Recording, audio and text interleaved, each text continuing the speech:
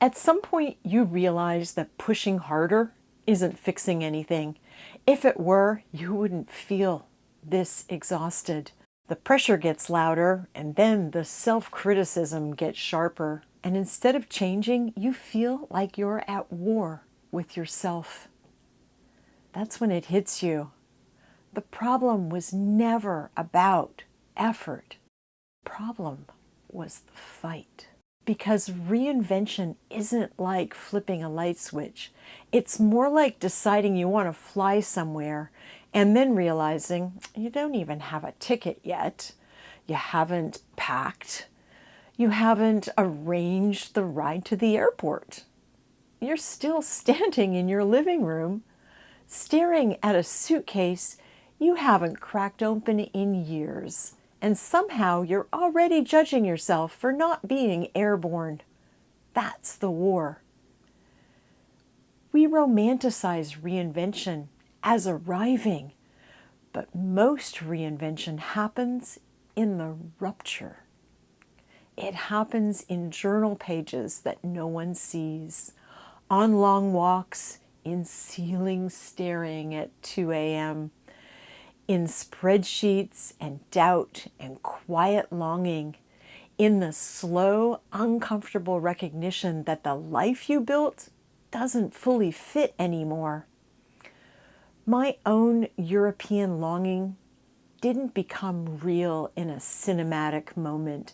It started as a whisper in the summer of 2023, and between then and now, there were pages and pages of journal entries, internal negotiations, moments of clarity that disappeared by morning, days I thought, this is ridiculous, and days I thought, if I don't try, I'll regret it. And as of this recording, I haven't yet stepped on the plane. I haven't sipped my morning coffee, well, people watching from a sidewalk cafe. But reinvention has already been happening, because reinvention isn't about the geography. It's about the inside work of restructuring, and restructuring is disruptive. If you've ever renovated a house, you know this. You don't just wake up with a brand new kitchen. First, there's demolition, dust in the air, walls opened, wires exposed. Things that worked fine are suddenly torn apart. Identity works the same way. The version of you that carried you through decades built something functional, maybe even impressive. But when it no longer fits, you don't gently swap it out. You disrupt it, and disruption feels unsafe. So the nervous system does what nervous systems do. It resists, not because you're weak, but because you're reorganizing. And shame is one of the tools it uses to restore order. Stay the same. Don't risk this. You should be grateful. You're too old for this. Who do you think you are? It sounds like authority, but it's fear of instability, because the old identity, even if exhausting, is known territory. The new one is unmapped, and humans don't love unmapped.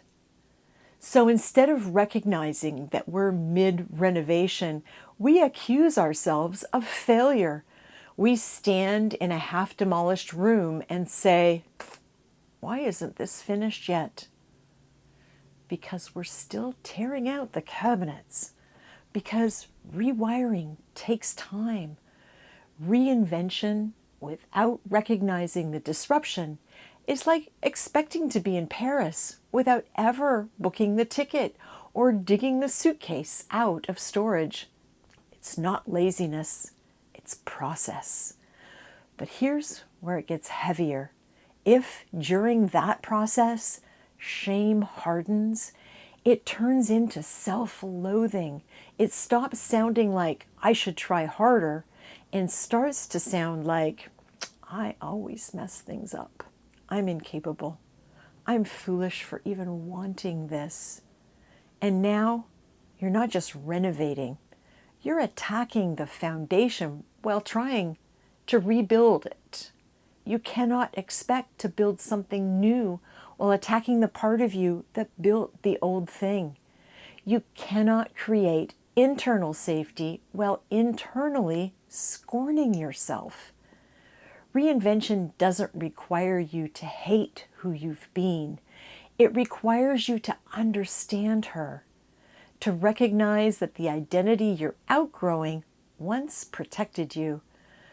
Self-loathing feels productive because it creates intensity, but intensity is not transformation.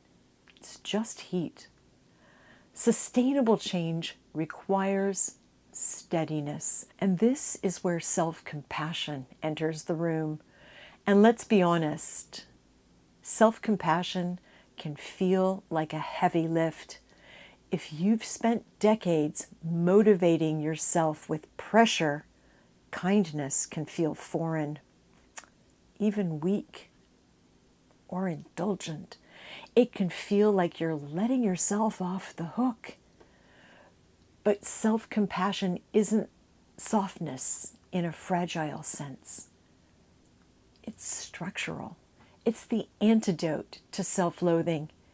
It's what allows the nervous system to unclench long enough for growth. Compassion says, I see why this is hard. I see what you carried. We're not going to turn on ourselves in the middle of this. That doesn't slow the renovation, it stabilizes it. And from the summer of 2023 until now, I've lived in that in-between, not fully who I was, not yet who I'm becoming, and the real work hasn't been booking flights or applying for visas. It's been refusing to turn vulnerability into self-punishment, because life is too short to spend it hating yourself for evolving, too short to stand in a half-renovated room and call yourself a failure, too short to demand flight before you've even zipped the suitcase. If you're in that in-between right now, where something in you knows change is coming, but nothing looks different yet, you're not behind. You are preparing. And preparation doesn't require cruelty. It requires quiet courage. Maybe today the step isn't dramatic. Maybe it's noticing the tone of your inner voice. Maybe it's interrupting that self-loathing mid-sentence. Maybe it's saying, gently, we're still packing. Ralph is in my life to regularly remind me that regulation, in his form, a wet nose boop, followed by the insistence of a walk along a riverfront, gives my inner voice some unrushed grounding before we do anything dramatic. Regulation before revolution.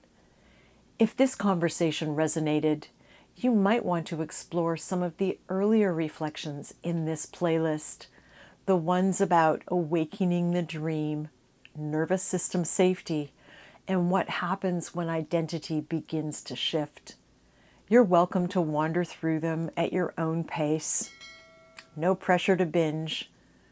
No pressure to decide anything in this very moment. Just keep noticing.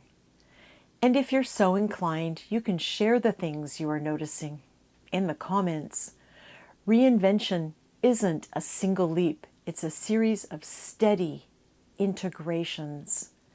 And you don't have to fight yourself to get there. À bientôt. À la prochaine fois, mes amis.